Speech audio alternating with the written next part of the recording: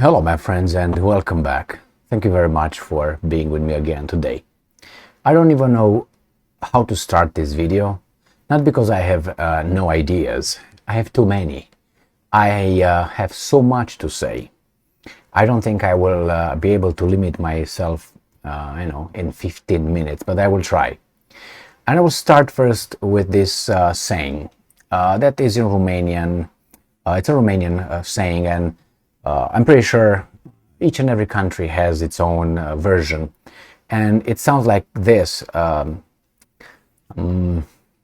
dacă dai nas la Ivan, ți se urcă pe divan.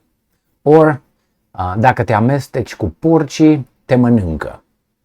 That is, in a loose translation, if you get involved with pigs, they will eat you. Or if you wrestle with a pig, you will get dirty. Or the other one would be if you, allow the thug to come in your house, he would just be a thug, and then don't complain about it. So what happened here? Zelensky showed up in Bulgaria, met the president of Bulgaria, and embarrassed the Bulgarian nation through the Bulgarian president's inability to say anything back to the thug. So first, Zelensky came to Bulgaria to ask for something. So he didn't come over there as a conqueror. He came over there as a human being to ask for help. That is a guy who's outside, in the cold, and he comes to your home, and you invite him here, and then he tells you that you're ugly, stupid, and your wife is fat. What would you do? I would grab him by the collar, get him the fuck out of my house. Okay, that's what I would do. But no, the politician, the Bulgarian politician, did not do that. He smiled, he looked into his papers, and he didn't say a word. Well, if that would be your father, would your father had lost respect? What would you do? I think I would just push my father to the side, I would grab the guy by the neck and get him out. That's what I would do. But hey, I'm not Bulgarian, and I'm not the president of Bulgaria. Thank God, right? So this is what happened. So Zelensky comes over, asks for military aid, give me weapons. First, he's dressed like a thug. Then the Bulgarian president says, well, we can't, we have our own, we have to take care of our military and so on. And then Zelensky attacks him, shames him. That is, they create guilt. He plays a very good role, Zelensky. After all, he's not only a clown, he's all on the payroll of someone else, and he's Zelensky, if you know what I mean, deep inside. So he's shaming this guy in his house. He tries to blame him. He tries to create shame. Some people here in the United States, they have guilt without, having guilt, but that's called guilt. The same here. This guy is guilting this guy. Zelensky is guilting this. Says you're guilty if not.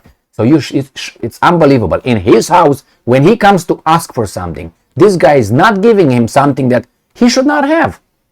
It's not, but I'm going to read you, I have two articles, one from Russia Today, and the other one from an American weasel media. Not that Russia Today is not a weasel, but anyway.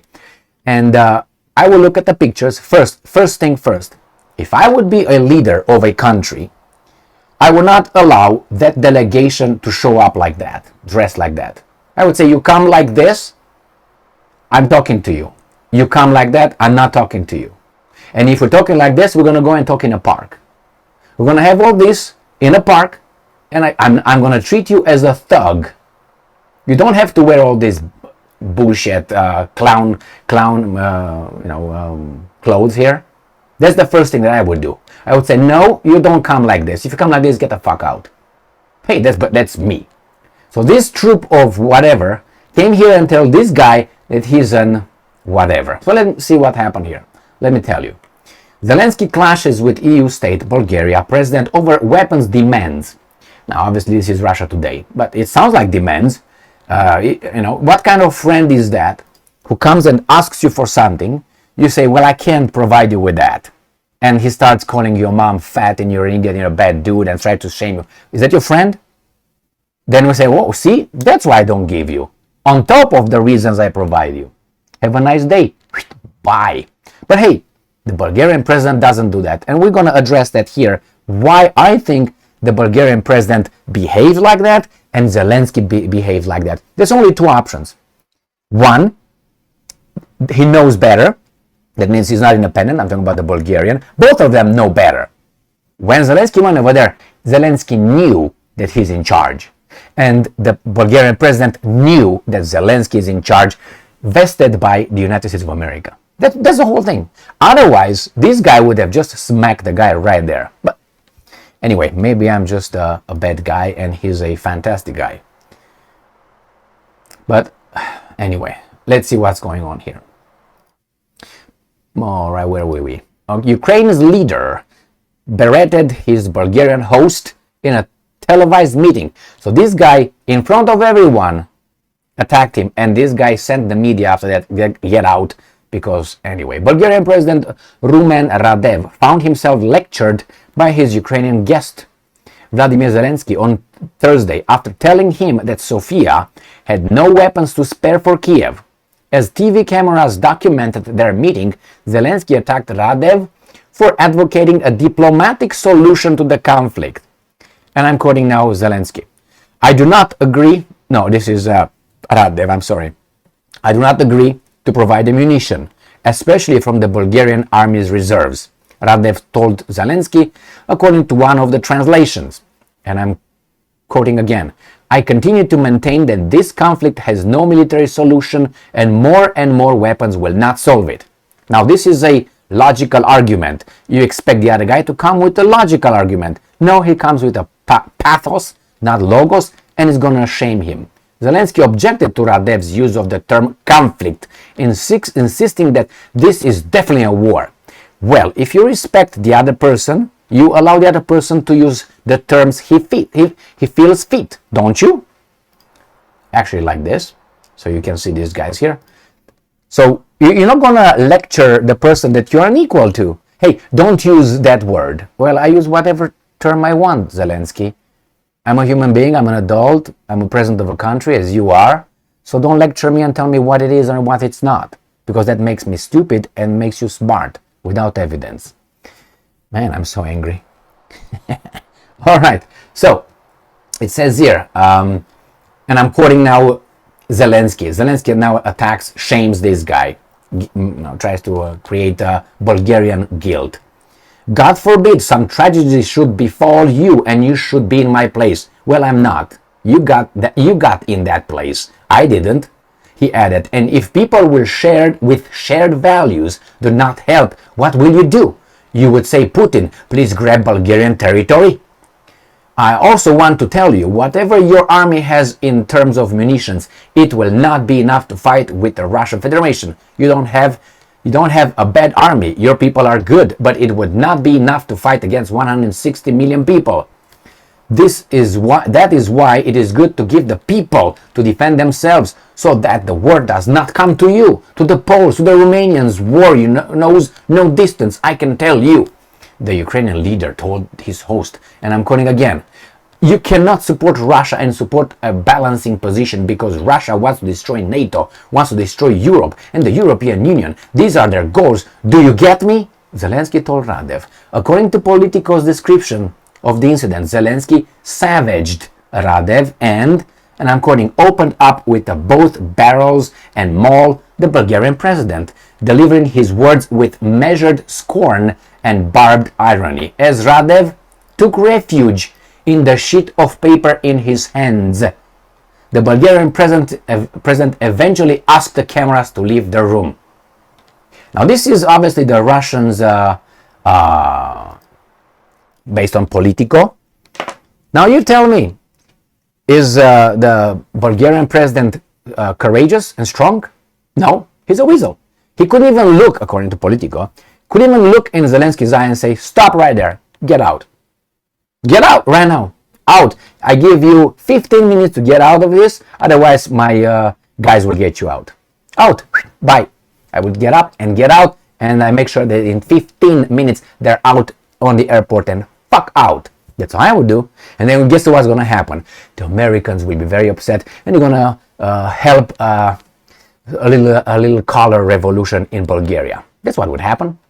So this is what Zelensky said basically. If you don't give us, the Russians will attack you and the Romanians and the Poles and everybody else, because he has no evidence, but that's what he says. Okay, the boogeyman is right over there. Now he said, besides, you are, Zelensky, in that situation, based on your communication and friendship with other interests, and because of your diplomacy. You were supposed to implement those accords, Minsk 1, Minsk 2 agreements, remember? So you got yourself in that. I would not. I'd be normal, not like you. And I would not be probably on the payroll of those guys over there, even though he is. Now, let's get this. Why do you think Zelensky said that? Because he knew, in front of the cameras, that this guy would not dare to challenge him. Why? Because they both know the Americans are the ones who deal the cards there. And the Bulgarian knew exactly what he was supposed to do. Now, we have two options. The Bulgarian leader had balls, but he knew that if he's going to say something, he's going to be out. That means he doesn't have balls clipped, okay? Or he didn't have balls and he knew better. Which one is it? So he could answer probably Zelensky like I did, or better than I did, you know, but he knew that that would be the end of himself, of his political career. They would be out. Unless it's not the same I think, you know, and therefore he didn't say anything because he didn't know what to say. Or maybe he knew that Zelensky was right and he was wrong. You know, I start to not to blame Zelensky for being what he is. He is what he is, you know. I blame the other ones, they play along the game set by those guys. That's the only thing. Let me tell you, let's say you walk with a girlfriend in the street, and another man, you know, looks at your wife and he smiles at your wife, or, you know, tries to get her attention. I can't control that. That's within his right. Do I like that? No, he's an asshole, obviously, because he knows I'm with my girlfriend. With my girlfriend here, he does that to my girlfriend. Now, it's only one person I can blame, myself and her. If she responds to him, that means I'm done. What am I do? And leave. Why? She should not do that. If she does that, that means she should not be with me. She should be with that person. And there's going to be another one who do the same thing to him. There's going to be another one who's doing the same thing to the other ones, because she probably is of that kind. And you that's your mistake that you stayed with her. But you realize now and say, okay, go. You're not my type. And I'm out. All right? So you can't blame him. He is what he is. The problem is, what are you? And what am I? Okay? People say, well, I can't. It's how you respond. You can't control what that guy like Zelensky did. He said what he said. How did you respond?